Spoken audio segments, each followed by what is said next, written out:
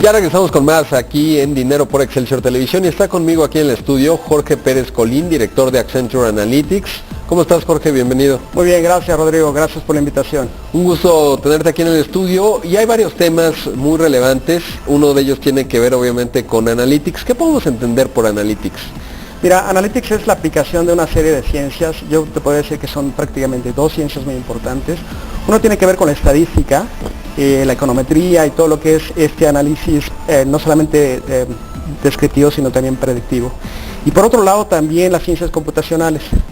Lo que hemos visto en la evolución de estas dos ciencias es que aunque la estadística tradicional, digamos, no hay realmente nuevos avances que explotar, lo que sí tenemos es una gran abundancia de datos y una capacidad de cómputo muy importante para explotar estos datos en técnicas tradicionales. En cuanto a la evolución de los nuevos, digamos, algoritmos o la algoritmia computacional, estamos viendo una revolución muy importante. De hecho, en la parte de algoritmia computacional viene todo lo que le llamamos, por ejemplo, machine learning o aprendizaje de máquina, que es un subconjunto de lo que ahora hablamos como inteligencia artificial, ¿no? Esta idea de que podemos nosotros programar una máquina no solamente para que aprenda, que es machine learning, sino también para que interactúe y también para que tenga una percepción de su ambiente o de su entorno, y en eso vamos a ver grandes revoluciones.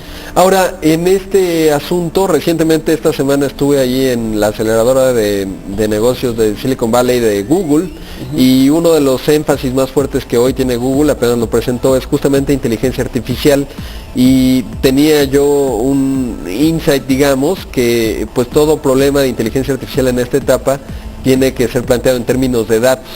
Tú tienes que tener datos y a partir de ahí resolver una problemática de los mismos, y eso, digamos, podría empezar a hacer inteligencia artificial. ¿Cómo plantearías tú la evolución que has visto recientemente, justamente un problema de datos que va a sorprender en términos de su resolución?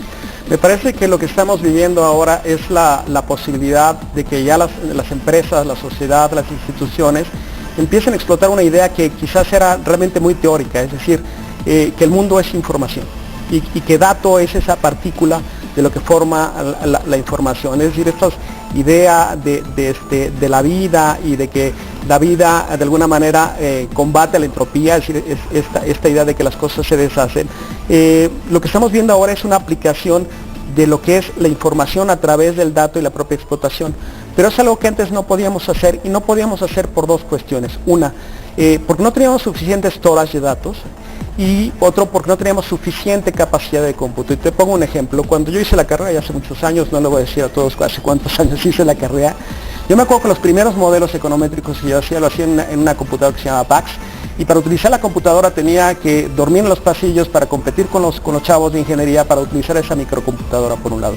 Y por otro lado, los datos que yo tenía eran los datos que publicaban entonces el Banco de México, la Secretaría de Hacienda y Presupuestación, no me acuerdo cómo se llamaba, ¿no? Entonces tenía muy poquitos datos, con muy poca calidad, con una escasez de la capacidad de cómputo. Ahora tú lo puedes ver a través de tus celulares, etcétera, incluso muchos proveedores de business intelligence en aplicaciones para los celulares. Ya no tienes ese problema, tienes una capacidad de cómputo en la punta de los datos por otro lado, y luego los datos son súper abundantes. Y te voy a poner un ejemplo, ¿no?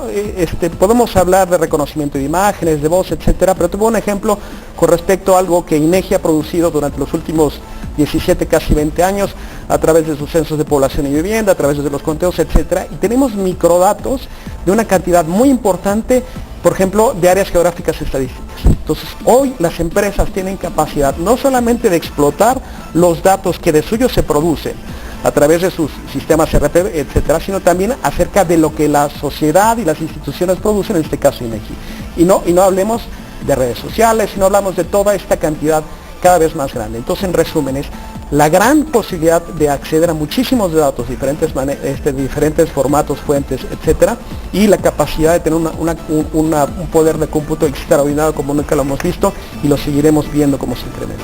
Ahora, esto nos lleva a un cambio de paradigma, que es la automatización de procesos, en donde antes el ser humano era la interfase para interpretar esos datos. Es decir, vamos a pensar un documento legal, un abogado de los juniors pues lo leía, lo interpretaba y hacía el resumen para un abogado, digamos con más experiencia, que podía conectar los puntos.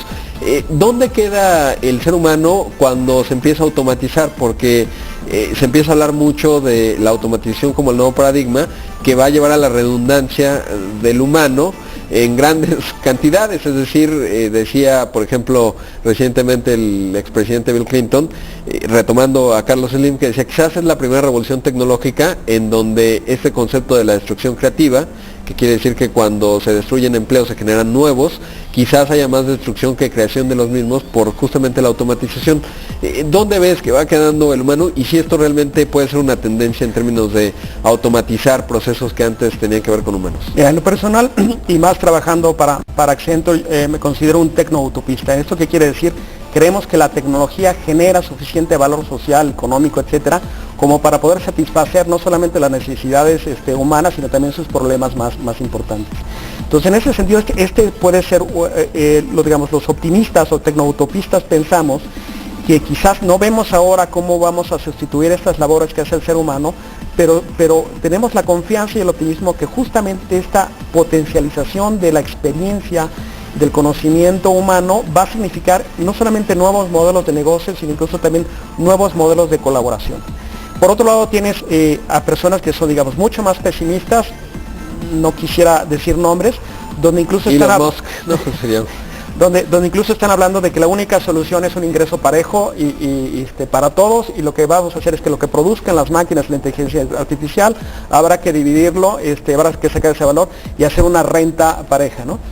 Te podría decir, yo como economista, lo de la renta pareja me parece una buena idea desde antes de esto, es decir, yo creo que no están tan perdidos. Entonces, lo que creo que vamos a ver es justamente un balance entre una y otra. Ahora, eso es un gran reto que los empresarios y que las empresas y que las organizaciones están ahora justamente luchando en hacer esto, es decir, cómo poder aprovecharlo. Y en el corto plazo, lo que sí te puedo decir con respecto a lo que hemos visto con muchos de nuestros clientes y en buenas experiencias, es que lo primero que automatizamos son cosas que son muy rutinarias, muy establecidas, que sí a lo mejor tiene cierta complejidad, pero esas funciones humanas rutinarias pueden ser sustituidas con mucha eficiencia por robótica, con muy buenos casos de negocio, y lo que hemos visto con nuestros clientes es que estas personas que se liberan de estas funciones rutinarias los puedes reutilizar para otras muchas cosas.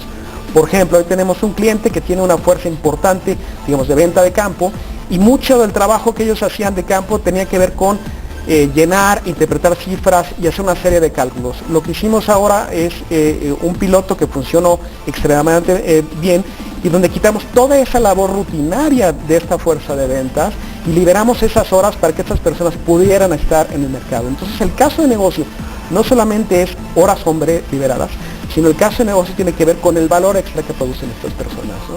Entonces yo creo que vamos a ver una migración en las empresas, y nada más para cerrar esta idea, me parece que siempre la tecnología, y eso es una ley, se llama ley de disrupción, la tecnología va creciendo mucho más rápido de los cambios, digamos, sociales, de los cambios organizacionales y los cambios políticos. Entonces, lo que estamos viendo es esta lucha de alcanzar diferentes olas, nada más que esas olas se alcanzan cada vez más rápido, ¿no? Ahora, en tu versión previa, Accenture, tú eres un emprendedor justamente que te diste cuenta muy temprano de este tema de los datos, su análisis y el potencial que guardaba.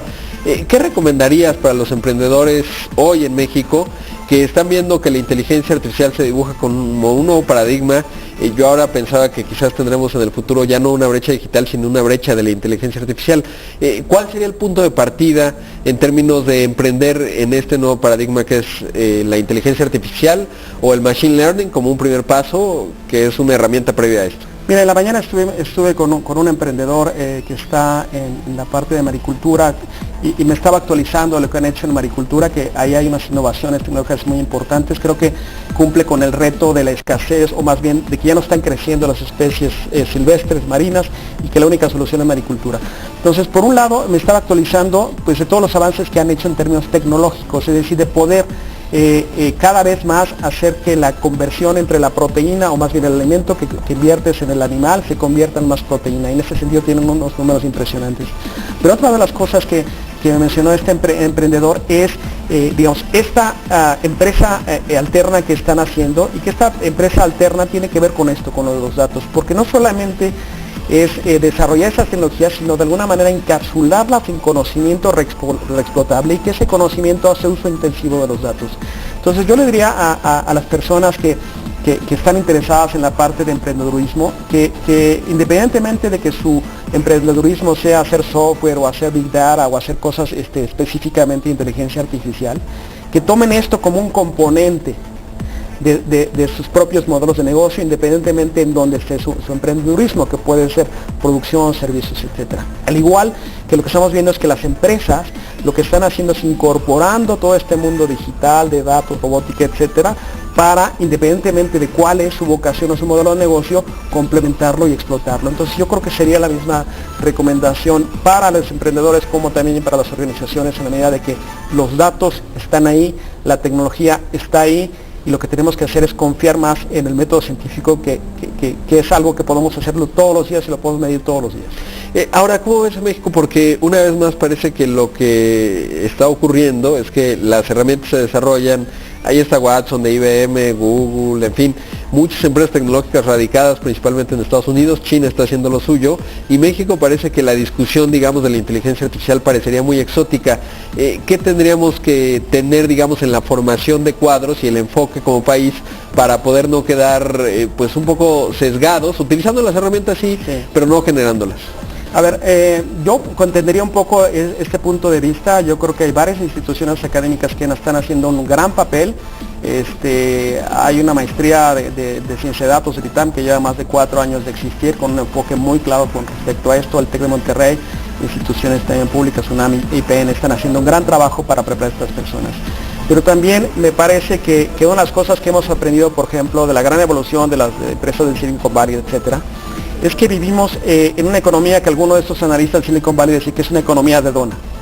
¿A qué nos referimos que es una economía de dona? Dentro de esa economía hay ciertos estándares, ciertas cosas que son reexplotables por empresas, por sociedades, etcétera. Por ejemplo, nosotros pues podemos utilizar casi cualquier tecnología líder en términos de análisis avanzado de datos, no voy a decir marcas, pero también cada vez el mercado nos está pidiendo que tengamos gente muy especializada en R. ¿no? R es un sistema abierto de análisis de datos que puede ser explotado en la parte de afuera de la dona, es decir, ya en software propietario, sin manera de aplicar. Y me parece que en esa medida este conocimiento es tan líquido que cualquiera lo puede aprovechar, y son casos de jóvenes mexicanos que pueden no solamente trabajar en empresas globales o del Silicon Valley en términos de físicamente estar ahí, sino que incluso actualmente trabajan incluso desde sus casas o sus universidades, colaborando en proyectos muy avanzados, ¿no? Ayer tuvimos una actividad en OpenStreetMap, que es igual un sistema abierto de mapeo, donde hay una colaboración muy grande de la sociedad para resolver problemas, por ejemplo, de alimentación, de epidemias, etcétera, donde incluso nosotros también cobijamos ese tipo de iniciativas, metemos en nuestra gente, pero colaboramos con ONGs, colaboramos con universidades, etcétera, para aprovechar ese conocimiento que está al alcance de todos. La gran ventaja de la tecnología es que nos permite hacer un catch-up muy rápido. Claro. Y de alguna manera, y sobre todo si quiere regresar al tema de los emprendedores no tienen algo que llamamos en tecnología los legacies, ¿no? lo heredado, algo que los ate a un proceso, un sistema. Entonces tenemos ahora sistemas realmente al alcance de la mano. Cualquier chico en este momento puede bajar R, puede bajar Python, Google, otras instituciones tienen fuentes de datos abiertas, puede empezar a experimentar, y ahí encontramos un gran valor para las empresas y también para la sociedad. Pues qué bueno escuchar tu optimismo, y sobre todo saber que por lo menos en las instituciones se está trabajando, y ya esto que decía Tom Friedman, el mundo es plano. En el caso de la inteligencia artificial, pues así es entonces, y veremos la innovación viniendo de todas partes. Gracias por estar aquí, Jorge. No, gracias a ti, gracias por la invitación, gracias a tu público. Gracias. Vamos a hacer un corte, regresamos con más aquí.